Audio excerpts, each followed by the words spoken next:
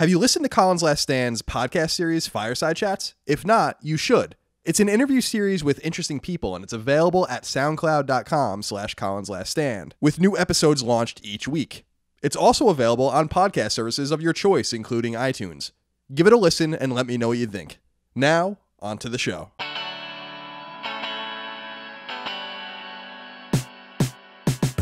Greetings and salutations. Welcome back to Colin's Last Stand right here on YouTube. My name is Colin Moriarty. As always, I hope today's video finds you and yours very well. So something happened down there in Alabama, something down there in the deep south that I think we should take a lot of pride in as Americans.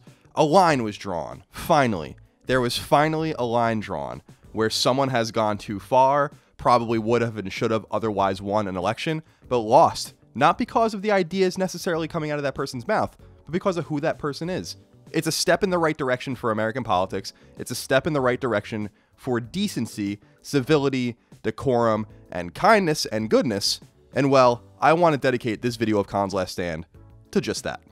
Call me old-fashioned or naive, but I believe that every politician should be held to a high standard. A generally higher standard than your average Joe Schmo, to be certain. A high ethical standard, a high moral standard, a high intellectual standard, a high effectiveness standard, a high decency standard. High standards across the board. I say this because through the lens of the recent special election for Jeff Sessions' old Senate seat in Alabama, standards factored in ways you don't typically see play out in the rough and tumble of American politics. It's obvious and the results are right before your very eyes. Standards caused Democrats and independents, particularly black voters in numbers unseen even during Obama's 2 elections, to surge to the polls in sharp rebuke of the deeply flawed, predestined winner that wasn't. Standards even caused suburban and rural Republican voters to write in a candidate or cross party lines in protest. Standards suppressed the otherwise predictable and expected conservative vote in Alabama to such a significant degree that a Democrat is going to be sworn in as a U.S. Senator hailing from a state that, 13 months ago, voted for Donald Trump by a staggering 28-point margin. It's an unimaginable defeat for a president and party that continues to, and will continue to, get pummeled. The questions that now need to be asked and answered revolve around a greater theme: Donald Trump, the Me Too movement, and a slow awakening of the American public. Special congressional elections from Georgia to South Carolina to Kansas represented not in their outcome, but rather in their spirit and closeness, a growing, tangible resistance to the new reality in Washington, D.C. But these elections, all narrow victories for Republicans, only really had the Trump component in play, which was damaging enough, and it fell just short of costing them dearly. But Roy Moore's candidacy pushed even further beyond the bounds, and forced us all to confront the underlying themes that have plagued American politics for literally decades. What's considered good enough for the voter? What's too much for the voter? Where do we draw the line? We found this past Tuesday where we draw the line. And while the line is still miles from where I'd personally draw it, it's good to know that the line at least exists. With Donald Trump in office, it'd be perfectly logical to come to the conclusion that no line exists whatsoever. Alabama, of all states, loudly declared otherwise, even if the result doesn't necessarily speak to the political values they as a state hold. Many Alabamans decided to sacrifice issue reliability on the altar of decorum and decency, and I think they should be applauded for doing so, because that's not an easy call to make. Decency and decorum are what's missing from our discourse. Doing anything possible to inject both back into our polity is a step in the right direction. It's okay to expect your public servants to be good people. Let's be clear, this election wasn't about the Democrat, Doug Jones. Doug Jones is a milquetoast, utterly unremarkable politician who, before Moore beat Luther Strange in the primary, literally no one thought could or would win. This is, after all, Alabama we're talking about, and in just about any different reality, Jones would have been the Democratic Party's sacrificial lamb. In a normal year, against a normal candidate, he would have been the wet mop the Republican in the race would be cleaning his campaign headquarters floor with. Hell, Jeff Sessions won 97% of the vote when he ran uncontested for this very seat not a few years ago. No, this election was all about Roy Moore, and rightfully so. A shameless, backwards Bible thumper who was infamously divisive even before Trump was a political entity, and before allegations of sexual impropriety were made against him. And I'm not insulting religion, by the way.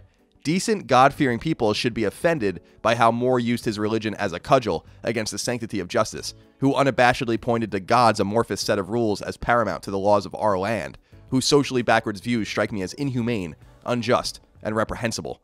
That Doug Jones beat Moore speaks to Moore, and Moore alone. And the fact is that this has been bubbling beneath the surface for a while, as Moore barely won his Alabama Supreme Court seat during the height of Obama's administration. Bravo to the voters of Alabama, a serious plurality of whom believe in a deep red political ideology, for doing what was right. And what was right has nothing to do with voting for Jones. It has everything to do with not voting for Moore. They voted finally to hold someone accountable, not necessarily for what they believe or intend to do in office, but for who they are. Because all of those things are important, in tandem, and one cannot and does not exist without the others. When the character flaws are this deep, and when the accusations are this sinister, you ultimately cannot and should not disassociate them from the person. Allegations of sexual impropriety leveled against Moore were only recently made, yet spanned back decades, and these allegations were and are deeply unsettling. Yes, I think it's perfectly fair to say that these allegations are just that, allegations, that nothing has been proven, and that he could very well be innocent of some or all of the charges leveled against him. But right or wrong, fair or unfair, the court of public opinion isn't court.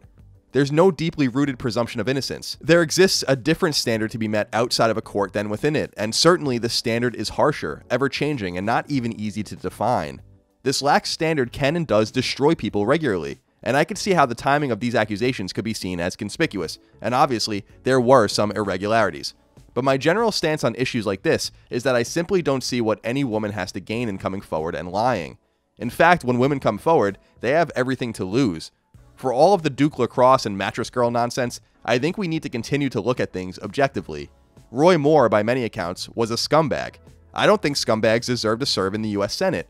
Unabidingly red Alabama agrees. So much so that they just sent a pro-choice candidate to the Senate just to avoid Roy Moore, which was absolutely positively unthinkable even mere months ago. Can I prove that Roy Moore chased after underage girls and maybe even assaulted one or two of them? No, I can't. Do I believe that he did some of those things at least? Yeah, I do. A majority of Alabama's voters did too, according to exit polling, and they spoke accordingly. That's how it goes. The Republican Party, just like the Democratic Party, is a mess, but I think its ineffectiveness at the levers of power, and the party's already fleeting dominance over the Capitol, makes the GOP's position far more tenuous, and this loss far more stinging. Moore's candidacy reminded me of Sharon Angle and Christine O'Donnell back in 2010, Senate candidates that, by their very nature, botched what would have been otherwise slam dunk wins. I still can't get over the fact that Harry Reid would have been a non-factor way back in 2011, if not for terrible candidates winning a primary, and that's precisely what happened in Alabama. My assumption is that establishment Republicans, Mitch McConnell most of all, are thrilled that Moore is gone, even if his presence means that the GOP's Senate majority has been truncated, and now sits at 51-49, with Pence as the reliable tiebreaker. But even worse news is around the corner: the midterm elections. While I can say definitively that the GOP scored a Pyrrhic victory in Moore's loss, his loss won't be the last one. The party in power typically gets bruised, and oftentimes bloodied, in midterm elections. If Jones's win over Moore is an indication of anything, it's that a storm is coming, and the Democrats seem poised to survive it, maybe even thrive in it. The Republicans' legislative agenda has already been on life support. Now, down one more seat and saddled to a chronically unpopular president, their agenda might as well be dead. It will take very little in 2018 to shift the Senate to the Democrats, even with a map that doesn't at all inherently benefit them.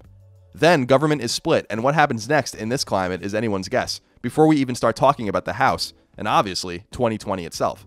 I was heartened by the results of this election, but not because Jones won. I'm no Democrat, I don't agree with the Democratic agenda. I was heartened by the results because the special election showed a flexibility on the part of voters that you frankly wouldn't expect to see in a state so strongly dominated by a single party. Voters signaled that they want better, that they deserve better, and that they'd rather see their side lose than achieve legislative goals on the back of a man who they cannot trust, who they think did terrible things, who they feel lives a life not compatible with their values, or even the candidate's own words and actions. I'll be perfectly honest with you, I'm surprised Moore didn't win. I thought he'd win for sure. But finally, and perhaps just in the nick of time, people are getting tired. Finally, they've drawn a line in the sand and said that this is a line too far. Finally, they screamed for standards. They yelled out for decency, and they proclaimed in front of the rest of the country that the outside vision of their political orthodoxy simply wasn't so. Your ideas only go so far. The messenger responsible for those ideas needs to be an effective shepherd, or people will eventually make you irrelevant. We get exactly what we vote for, and in Alabama, they voted for a man they probably don't principally agree with all that much to avoid at all costs the man they don't like all that much. That's a totally reasonable, understandable, and dare I say preferable outcome to having our government filled to the brim with whatever character you can dig up, so long as he or she votes in lockstep with your beliefs. That's simply not all that matters. History is rife with great thinkers who were ineffective messengers, or terrible people who believed righteous things, or vapid individuals who could stump like no one else. History is full of all types. I'd rather place the right people in the Capitol, people who are good and honest and trustworthy, who can work together on behalf of all of us, who can moderate and compromise and fix. I'm so tired of the political charade, of the hyperpartisanship, of voting for the lesser of two evils while holding your nose. Could this be the tipping point? Maybe. But even if it isn't, it's a small victory at a time and in a place where anything good is welcome. Well, that's it for this episode of Colin's Last Stand. I hope you enjoyed it. Thank you so much for tuning in and watching. Remember, you can leave comments below. I'd be interested to see what you think of the video. Thumb up the video if you like it, thumb it down if you don't, and share it with friends and family if you'd like. Let them know the majesty and the wonder of Colin's Last Stand. This is the last episode of CLS proper for the year. I will see you guys in January. I hope you and yours have a fantastic, an awesome, a memorable, a peaceful, and a fulfilling holiday season. I'll see you next time for Colin's Last Stand. Keep on learning.